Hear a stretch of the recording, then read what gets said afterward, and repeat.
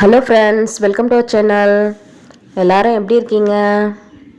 இப்போ நம்ம சேனலில் என்ன பார்க்க போகிறோன்னா, ரொம்பவே டேஸ்டியான நாட்டு காராமணி காரக்குழம்பு தாங்க பார்க்க போகிறோம். ரொம்பவே நல்லாயிருக்கும். நான் 10 பேருக்கு செய்கிறேங்க. இப்போ அதுக்கு ஒரு மசாலா ஃபஸ்ட்டு ரெடி பண்ணி எடுத்து வச்சுக்கணும். என்னென்ன மசாலான்னு பார்க்கலாம்.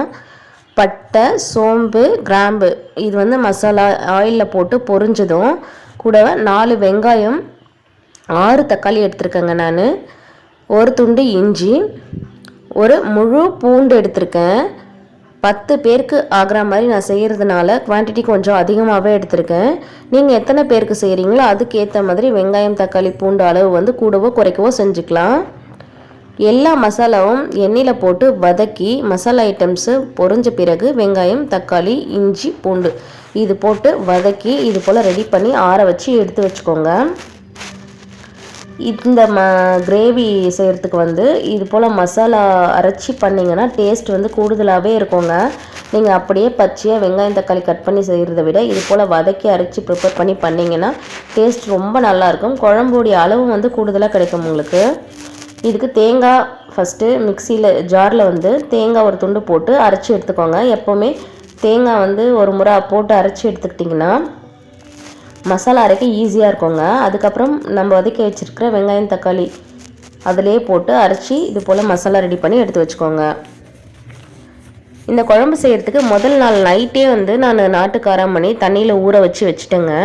இப்போ ஊற வச்சு கழுவி எடுத்து வச்சுருக்கேன், ரெடியாக இருக்குது. இந்த கிரேவி சப்பாத்தி, ரைஸு, இட்லி, தோசை எல்லாத்துக்குமே நல்ல காம்பினேஷனுங்க. ரொம்பவே டேஸ்ட்டாக இருக்கும்.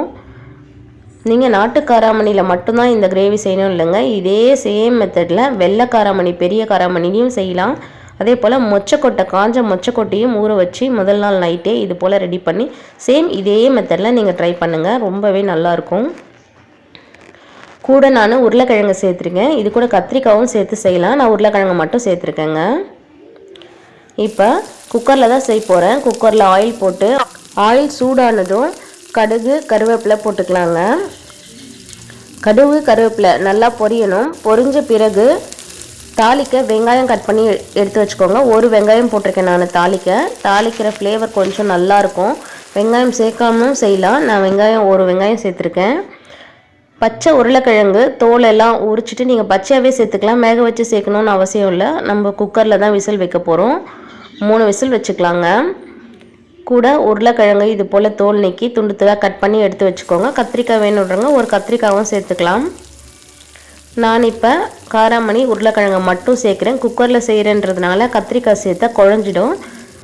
நீங்கள் பாத்திரத்தில் செய்கிறது இருந்தால் கண்டிப்பாக கத்திரிக்காயும் சேர்த்து செய்யுங்க. டேஸ்ட் இன்னும் நல்லாவே இருக்கும். இப்போ கட் பண்ண உருளைக்கிழங்கு, காராமணி இதெல்லாம் போட்டு ஆயிலில் நல்லா ஃப்ரை பண்ணிக்கோங்க. ஓரளவுக்கு அதில் இருக்கிற தண்ணி இழுக்கிற அளவுக்கு, உருளைக்கிழங்குல இருக்கிற தண்ணி இழுக்கிற அளவுக்கு லைட்டாக ஃப்ரை பண்ணி விட்டுக்கிட்டால் போதுங்க. அந்த காராமணி உருளைக்கிழங்குலாம் உப்பு இறங்கணுன்றதுக்காக அந்த டைமில் உப்பு கொஞ்சம் சேர்த்துக்கோங்க. ஆல்ரெடி மசாலா வதக்கும் போது நான் உப்பு போட்டு தான் வதக்கியிருக்கேன். அரைச்சி எடுத்துருக்கோம் அந்த பேஸ்ட்டு மசாலாவில் உப்பு சேர்த்துருக்கேன். இதில் கொஞ்சம் உப்பு சேர்த்துருக்கேன். அதை ஞாபகமாக பார்த்து செய்யுங்க. இப்போ தேவையான மசாலா எல்லாம் சேர்த்துக்கலாங்க. மஞ்சள்தூள் 1 ஸ்பூன் போட்டுக்கோங்க. குழம்பு மிளகாய் தூள் 3 ஸ்பூன் போட்டுக்கிறேன். நான் குவான்டிட்டி அதிகமாக செய்கிறதுனால கொஞ்சம் மிளகாய் பொடி அதிகமாகவே சேர்த்துக்கிறேன். நீங்கள் காரத்துக்கு ஏற்ற மாதிரி சேர்த்துக்கோங்க. கரம் மசாலா தூள் நீங்கள் வேணும்னா சேர்த்துக்கலாம், இல்லைன்னா வேண்டாங்க. நான் மசாலாவில் கரம் மசாலாலாம் ஐட்டம்ஸ் எல்லாம் சேர்த்து வதக்கி அரைச்சி செஞ்சதுனால கரம் மசாலா பொடி போடல. நீங்கள் வேணும்னா சேர்த்து செஞ்சுக்கலாம். இதெல்லாம் பச்சை ஸ்மெல் போகிற வரைக்கும் வதக்குங்க. அதுக்கப்புறம் நம்ம ரெடி பண்ணி வச்சுருக்கிற மசாலா அரைச்சி வதக்கி எடுத்து வச்சோம் இல்லைங்களா, அதையும் இதில் சேர்த்துக்கலாம்.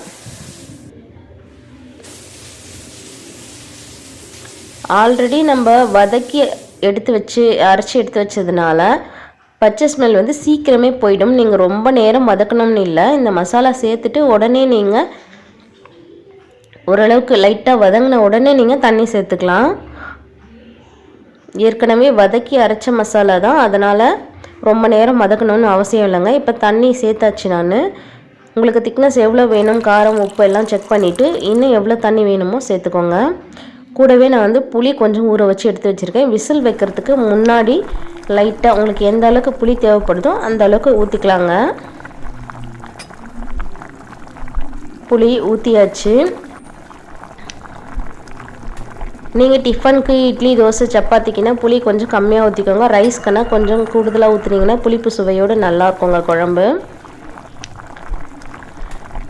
எனக்கு புளிப்பு கொஞ்சம் கம்மியாக இருக்குது, அதனால் இன்னும் கொஞ்சம் புளி சேர்த்துக்கிறேங்க. இப்போ கொதி வர ஆரம்பிச்சிடுச்சு. நல்லா கொதிச்சு வந்ததும் நீங்கள் வெயிட் போட்டுக்கோங்க. 3 விசில் போதுங்க. இப்போ குழம்பு ரெடி ஆகிடுச்சுங்க. இது இட்லி தோசை சப்பாத்தி முன்னாடியே சொன்ன மாதிரி ரைஸ்க்கும் ரொம்பவே டேஸ்ட்டாக இருக்கும். ட்ரை பண்ணி பாருங்கள். இது போல் நிறைய ரெசிபிஸ் நம்ம சேனலில் இருக்குது. இந்த சேனல் இப்போ தான் ஃபஸ்ட் டைம் பார்க்குறீங்கன்னா மறக்காமல் சேனல் சப்ஸ்கிரைப் பண்ணிக்கோங்க. பக்கத்தில் இருக்கிற பெல் ஐக்கான் பட்டனை ப்ரெஸ் பண்ணிக்கோங்க. அப்போ தான் நான் போடுற வீடியோஸ் உடனே உங்களுக்கு வரும்.